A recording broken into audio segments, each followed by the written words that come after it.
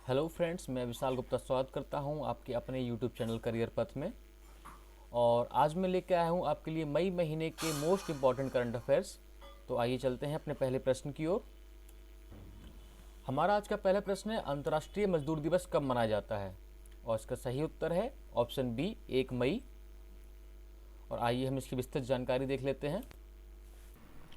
अंतर्राष्ट्रीय मजदूर दिवस या मई दिवस मनाने की शुरुआत 1 मई 1886 से मानी जाती है, जब अमेरिका की मजदूर यूनियनों ने काम का समय 8 घंटे से ज़्यादा ना करने के लिए हड़ताल की थी।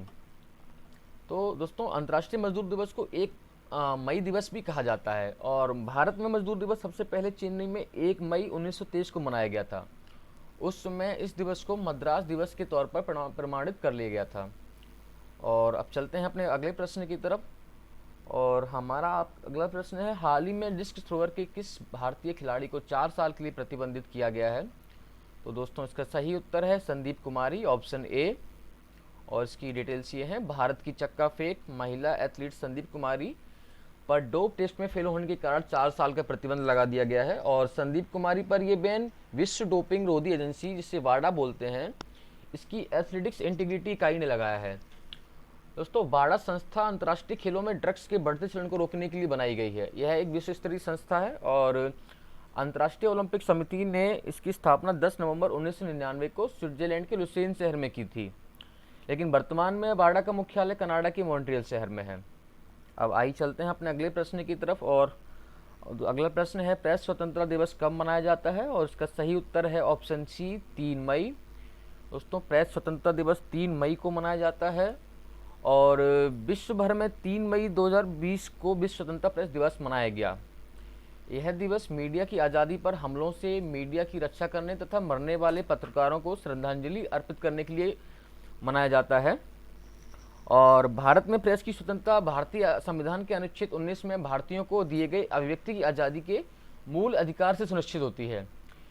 इस साल विश्व प्रेस स्वतंत्रता दिवस का थीम थी जर्नलिज्म विदाउट फियर और फेवर।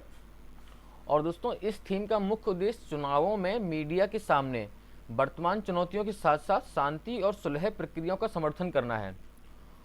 और दोस्तों, यूनेस्को द्वारा वर्ष 1997 से हर साल 3 मई को विश्व प्रेस स्वतंत्रता दिवस पर गिलेर्मो कानो वर्ल्ड प्रेस फ्रीडम प्राइज भी दिया जाता है। और अगला प्रश्न है हमारा, हाल ही में किसने इराक के प्रधानमंत्री के रूप में शपथ ली है? और दोस्तों, इसका सही उत्तर है ऑप्शन ए, मुस्तफा अल कादेमी, जिन्होंने हाल ही में इराक के प्रधानमंत्री के रूप में शपथ ली है। और दोस्तों, इराक के खुफिया एजेंसी के पूर्व प्रमुख मुस्तफा अल कादेमी ने 7 मई 2020 को देश के अगले प्रधानमंत्री के तौर पर शपथ ली। दुनिया में कोरोना के संकट से पहले ही उनका नाम प्रधानमंत्री पद के लिए नामित कर दिया गया था। और संसद सत्र में 255 सांसदों ने भाग लिया और इराक के प्रधानमंत्री के तौर पर मुस्तफा अल कादेमी के नाम के प्रस्ताव को मंजूरी दी। इससे देश में 5 महीने से चल रहा नेतृत्व का संकट खत्म हो गया। और अगला प्रश्न है हमारा, हाल ही में किस राज्य सरकार ने श्रम कानूनों से छूट वाले अध्यादेश को मंजूरी दी है? तो दोस्तों, इसका सही उत्तर है ऑप्शन डी, उत्तर प्रदेश, जिसने हाल ही में श्रम कानूनों से छूट वाले अध्यादेश को मंजूरी दी है। और इसकी डिटेल्स देख लेते हैं हम लोग। कोरोना के चलते उद्योगों के सामने आई समस्या में राहत पहुंचाने के लिए यूरोपीय सरकार ने श्रम कानूनों में 3 साल की छूट प्रदान की है। और श्रम मंत्री के अनुसार उत्तर प्रदेश में वर्तमान में 38 श्रम कानून लागू हैं। लेकिन दोस्तों, इस अध्यादेश के अनुसार श्रम कानूनों में महिलाओं और बच्चों से संबंधित प्रावधान जारी रहेंगे, बाकी सभी श्रम कानून निष्प्रभावी हो जाएंगे। मतलब जो भी हमारे उत्तर प्रदेश में श्रम कानून लागू हो रहे हैं, तो इसमें महिलाओं और बच्चों से संबंधित जो भी प्रावधान है वो जारी रहेंगे और बाकी सभी कानून जो है वो निष्प्रभावी हो जाएंगे। तो आइए चलते हैं अपने अगले प्रश्न की ओर। हमारा अगला प्रश्न है, हाल ही में किस राज्य सरकार द्वारा प्रवासी राहत मित्र ऐप लॉन्च किया गया है? तो दोस्तों, इसका सही उत्तर है ऑप्शन सी, उत्तर प्रदेश। और उत्तर प्रदेश के मुख्यमंत्री योगी आदित्यनाथ ने 8 मई 2020 को प्रवासी राहत मित्र ऐप को लोकार्पण किया। और इस ऐप का उद्देश्य अन्य प्रदेशों से उत्तर प्रदेश में आने वाले प्रवासी नागरिकों को सरकारी योजना का लाभ और उनके स्वास्थ्य की निगरानी एवं विशेषकर से उनके कौशल के लायक भविष्य में नौकरी एवं आजीविका प्रदान करने में मदद करना है। इसके लिए ऐप के जरिए इन प्रवासी नागरिकों का डेटा संग्रह होगा और प्रवासी नागरिकों को दी जाने वाली राशन किट के वितरण की स्थिति भी इस ऐप में दर्ज की जाएगी। और इस ऐप में डाटा डुप्लीकेशन ना हो, इसके लिए यूनिक मोबाइल नंबर को आधार बनाया जाएगा। और हमारा अगला प्रश्न है, अगले वर्ष फीफा अंडर 17 महिला वर्ल्ड कप किस देश में आयोजित किया जाएगा? तो दोस्तों इसका सही उत्तर है ऑप्शन सी, भारत। और इसकी डिटेल्स देख लेते हैं हम। फीफा अंडर 17 महिला वर्ल्ड कप अब अगले साल भारत में ही 17 फरवरी से 7 मार्च के बीच आयोजित किया जाएगा। यह वर्ल्ड कप कोरोना वायरस महामारी के कारण स्थगित कर दिया गया था और इससे पहले इस टूर्नामेंट का आयोजन इस साल 2 नवंबर से 21 नवंबर के बीच होना था, लेकिन विश्व भर में कोरोना वायरस महामारी के प्रकोप के कारण पिछले महीने से स्थगित कर दिया गया था। इस प्रतियोगिता में 16 टीमें भाग लेंगी और इसका आयोजन 5 स्थलों पर किया जाएगा। हाल ही में किस भारतीय को WHO की कार्यकारी बोर्ड का अध्यक्ष नियुक्त किया गया है? इसमें अध्यक्ष मिसिंग है दोस्तों, तो आप लोग ऐड कर लेना उसको। कार्यकारी बोर्ड का अध्यक्ष नियुक्त किया गया है और इसका सही उत्तर है दोस्तों ऑप्शन ए, डॉक्टर हर्षवर्धन, जिनको हाल ही में WHO की कार्यकारी बोर्ड का अध्यक्ष नियुक्त किया गया है। तो हम इसकी डिटेल्स देख लेते हैं। केंद्रीय स्वास्थ्य मंत्री डॉक्टर हर्षवर्धन को विश्व स्वास्थ्य संगठन, इसको WHO कहते हैं, के अगले कार्यकारी बोर्ड के अध्यक्ष के रूप में नियुक्त किया गया है और यह जापान के डॉक्टर हिरोकी नकाटनी के स्थान पर बोर्ड के अध्यक्ष नियुक्त किए गए हैं। विश्व स्वास्थ्य संगठन विश्व के देशों के स्वास्थ्य संबंधी समस्याओं पर आपसी सहयोग एवं मानव विकसित करने की संस्था है और विश्व स्वास्थ्य संगठन के 194 सदस्य देश तथा 2 संबद्ध सदस्य हैं। इस संस्था की स्थापना 7 अप्रैल 1948 को की गई थी और इसका मुख्यालय जिनेवा स्विट्जरलैंड में है। और आइए अब चलते हैं अपने अगले प्रश्न की तरफ। हमारा अगला प्रश्न है, हाल ही में किस भारतीय मूल के अर्थशास्त्री को विश्व बैंक में जलवायु परिवर्तन और आपदा प्रबंधन की जिम्मेदारी सौंपी गई है? तो दोस्तों इसका सही उत्तर है ऑप्शन बी, आभास झा, और जिनको हाल ही में विश्व बैंक में जलवायु परिवर्तन और आपदा प्रबंधन की जिम्मेदारी सौंपी गई है। और इसकी हम विस्तृत जानकारी देख लेते हैं। भारतीय मूल के अर्थशास्त्री आभास झा को दक्षिण एशिया में विश्व बैंक में जलवायु परिवर्तन और आपदा प्रबंधन की जिम्मेदारी सौंपी गई है। आभास झा ने साल 2001 में विश्व बैंक ज्वाइन किया था। वे बांग्लादेश, भूटान और श्रीलंका के बैंक कार्यालय में कार्यकारी निदेशक रह चुके हैं। और ये है हमारा अगला प्रश्न, किस भारतीय महिला को पहली बार UN सैन जेंडर एडवोकेट अवार्ड से सम्मानित किया गया है दोस्तों? और इसका सही उत्तर है ऑप्शन ए, सुमन गवनी, और जिन्हें हाल ही में अभी UN सैन जेंडर एडवोकेट अवार्ड से सम्मानित किया गया है। और यह दोस्तों पहली भारतीय होंगी जिनको पहली बार UN सैन जेंडर एडवोकेट अवार्ड से सम्मानित किया जा रहा है। आइए इसकी विस्तृत जानकारी देख लेते हैं हम। भारतीय सेना की अधिकारी सुमन गवनी को संयुक्त राष्ट्र UN सैन द्वारा सैन gender advocate of the year के अवार्ड से सम्मानित किया जाएगा। यह अवार्ड पाने वाली सुमन गवनी प्रथम भारतीय होंगी। सुमन गवनी संयुक्त राष्ट्र मिशन के तहत दक्षिण सूडान में तैनात थी। हाल ही में उन्होंने अपना मिशन पूरा किया। सुमन गवनी मूल रूप से उत्तराखंड के टिहरी के पोखर गांव की रहने वाली हैं। और हम चलते हैं अपने अगले प्रश्न की ओर।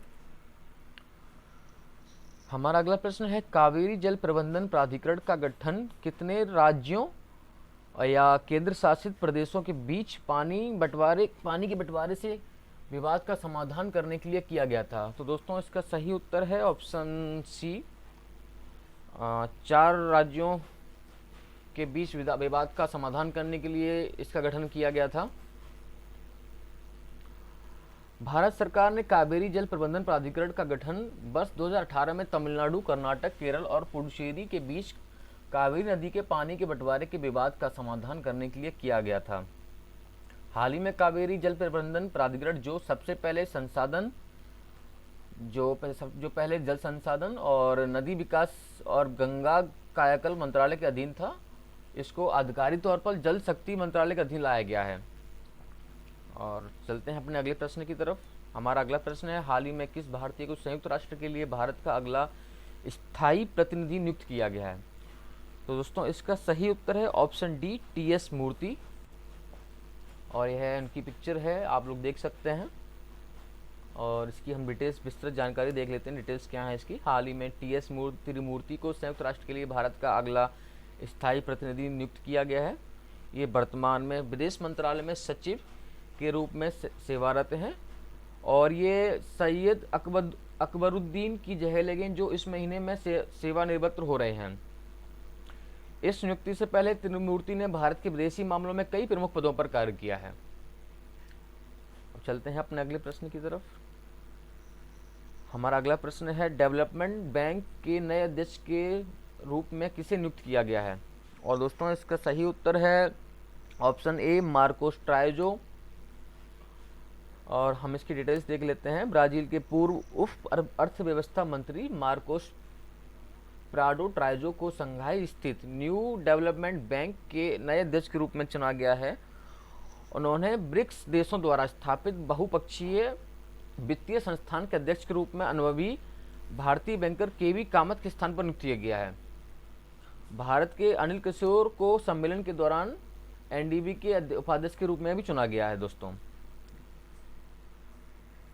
और हमारा अगला प्रश्न है, किसानों को आपूर्ति श्रृंखला से जोड़ने के लिए वैज्ञानिक और औद्योगिक अनुसंधान परिषद द्वारा लॉन्च की गई मोबाइल एप्लीकेशन का नाम क्या है? तो दोस्तों इसका नाम है किसान सभा। इसका ऑप्शन सी ठीक है, ऑप्शन सी इसका ठीक है। किसान सभा इसका नाम है इस ऐप का, जो कि अभी वैज्ञानिक और औद्योगिक अनुसंधान परिषद द्वारा लॉन्च की गई है। आइए इसकी हम विस्तृत जानकारी देख लेते हैं। Council of scientific and industrial research centre road research institute ने किसान सभा एप्लीकेशन लॉन्च की। इस एप्लीकेशन को किसानों को माल ढुलाई और आपूर्ति श्रृंखला से जोड़ने के लिए लॉन्च किया गया है। इस एप्लीकेशन का उद्देश्य किसानों को समय पर सहायता प्रदान करना और उनके लाभ को बढ़ाने में मदद करना है। और हमारा अगला प्रश्न है, मुख्यमंत्री शहरी रोजगार गारंटी योजना किस राज्य की पहल है जिसके तहत शहरी निवासियों को कम से कम 120 दिनों के लिए रोजगार प्रदान किया जाएगा? तो इसका सही उत्तर है ऑप्शन डी, हिमाचल प्रदेश। और इसकी जानकारी लेते हैं दोस्तों। हिमाचल प्रदेश सरकार ने मुख्यमंत्री शहरी रोजगार गारंटी नाम से एक कार्यक्रम शुरू करने का निर्णय लिया है।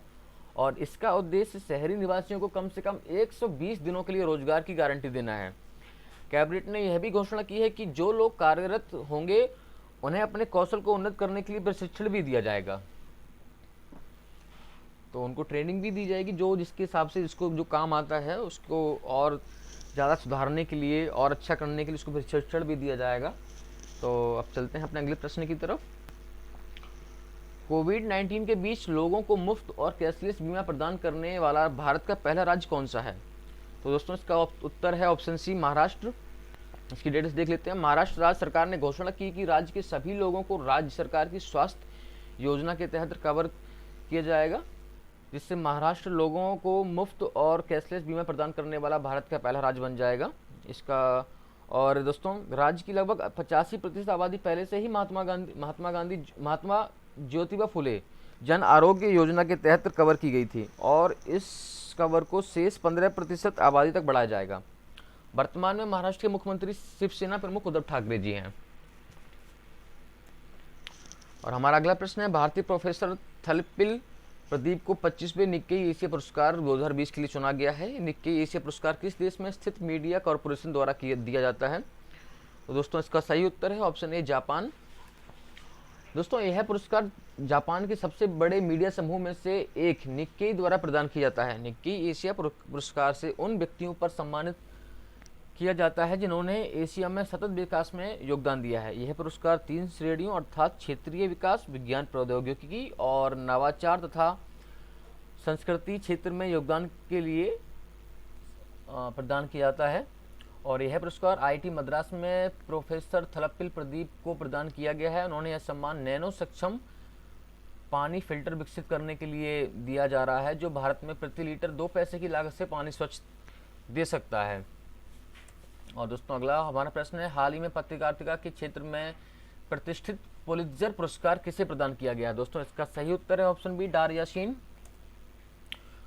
न्यूयॉर्क स्थित अमेरिकी गैर लाभकारी न्यूज एजेंसी एसोसिएटेड प्रेस के फोटोग्राफर डार यासीन, मुख्तार खान और चन्नी आनंद को फीचर फोटोग्राफी के लिए पुलित्जर पुरस्कार के विजेता के रूप में नामित किया गया है।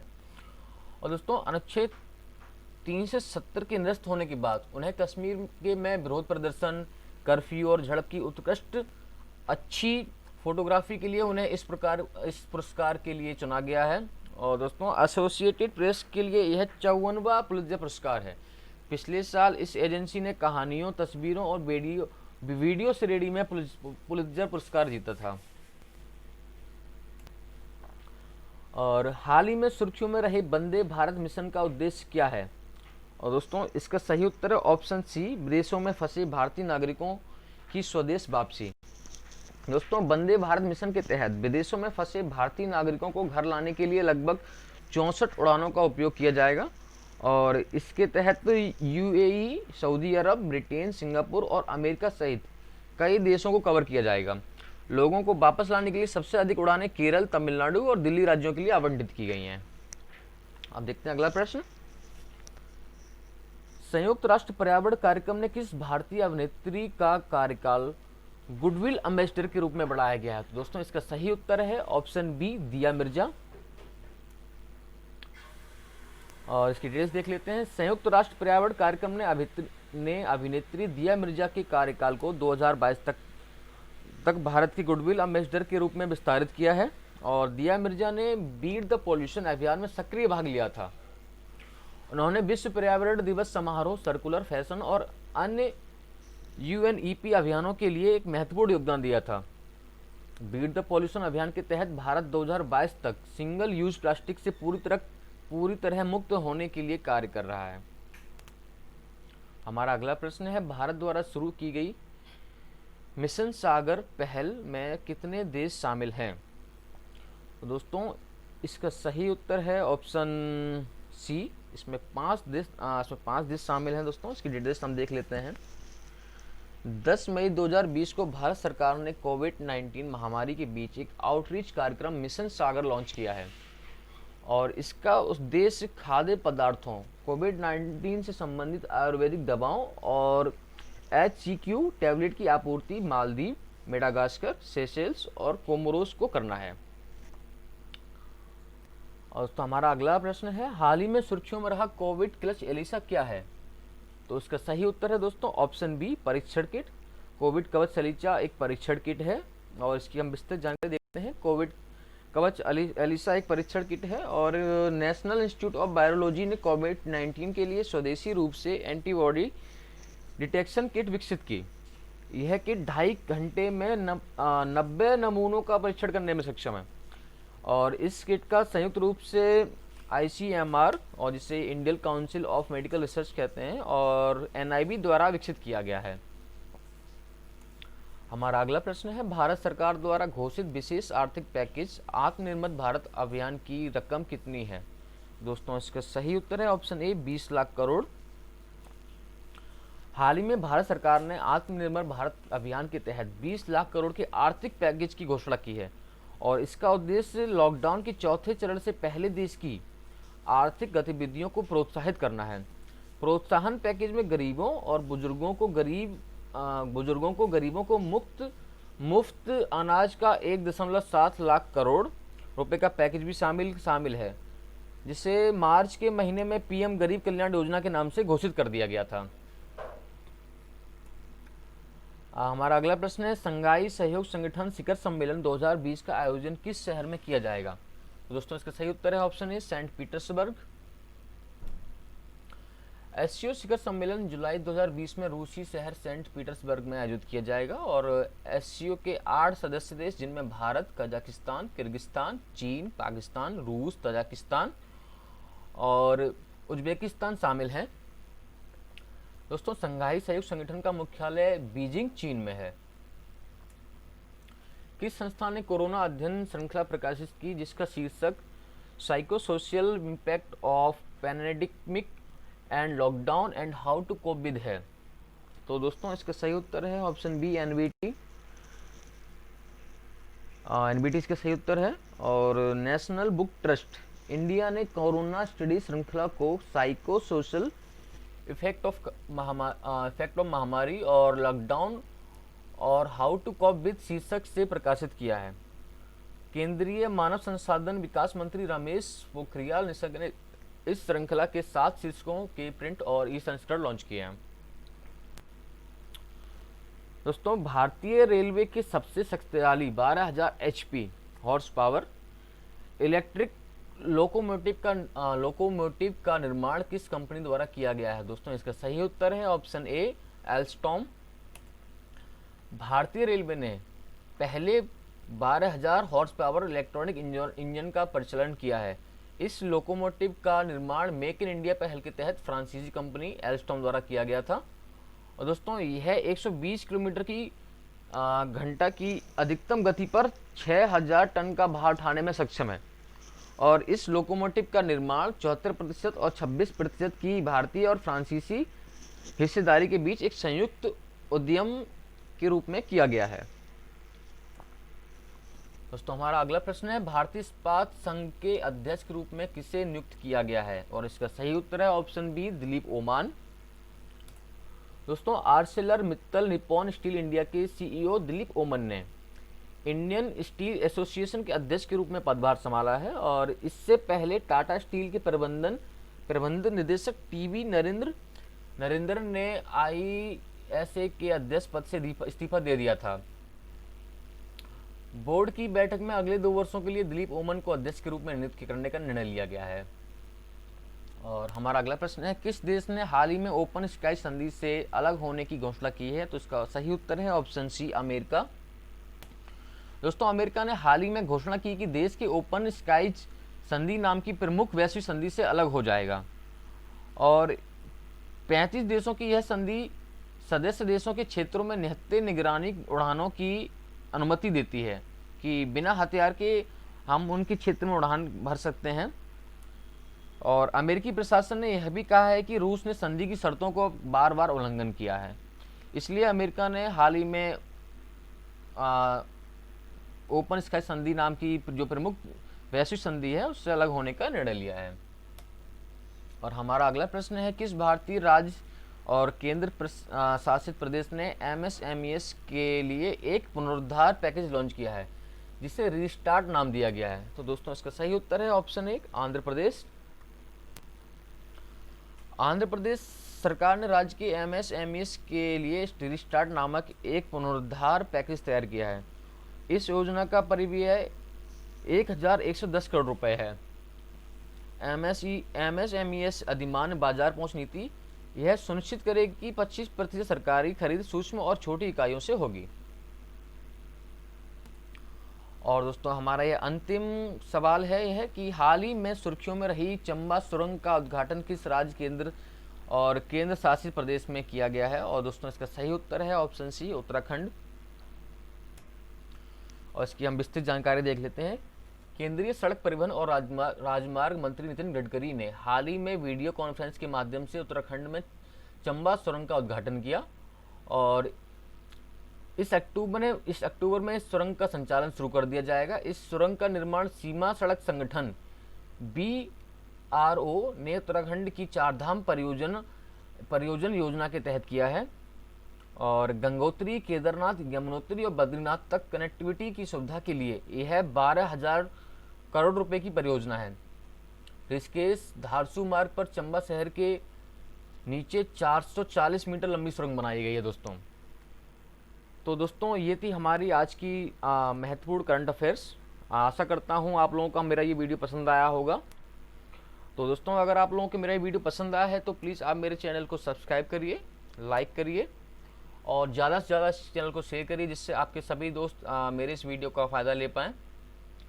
तो दोस्तों मिलते हैं हम अपने करंट अफेयर्स के एक नई वीडियो में, तब तक के लिए जय हिंद, जय भारत।